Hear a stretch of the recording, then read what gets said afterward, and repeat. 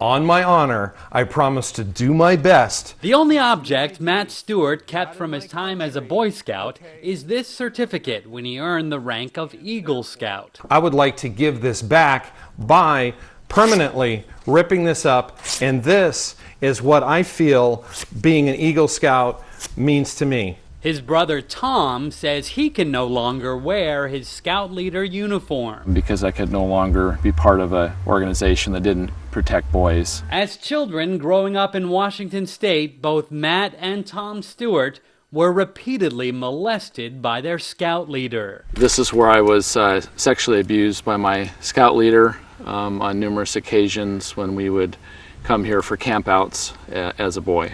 And I was molested every month of every year from the age of 6 all the way through the age of 18. The brothers sued the Scouts a decade ago and agreed to a settlement, but due to a statute of limitations, their abuser was never charged.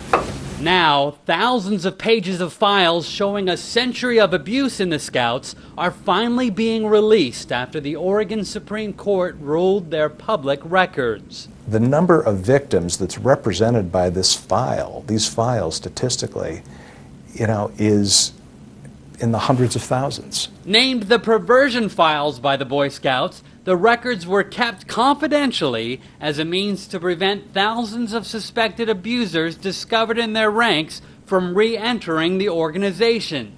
But the files say little of the fate of the abused boys.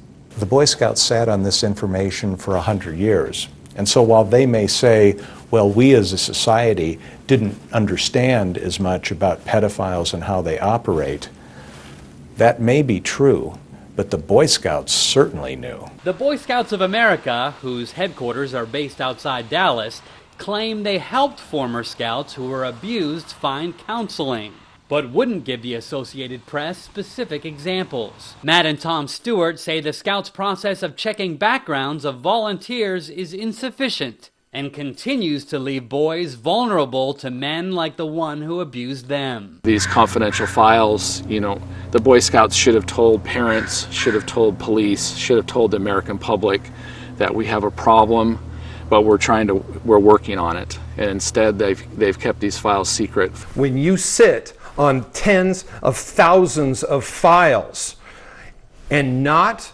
notify the authorities of criminal acts, then people like me end up as victims. Only a few former Scouts have publicly acknowledged their abuse. Victims and their attorneys hope more will come forward now. Haven Daily, Associated Press.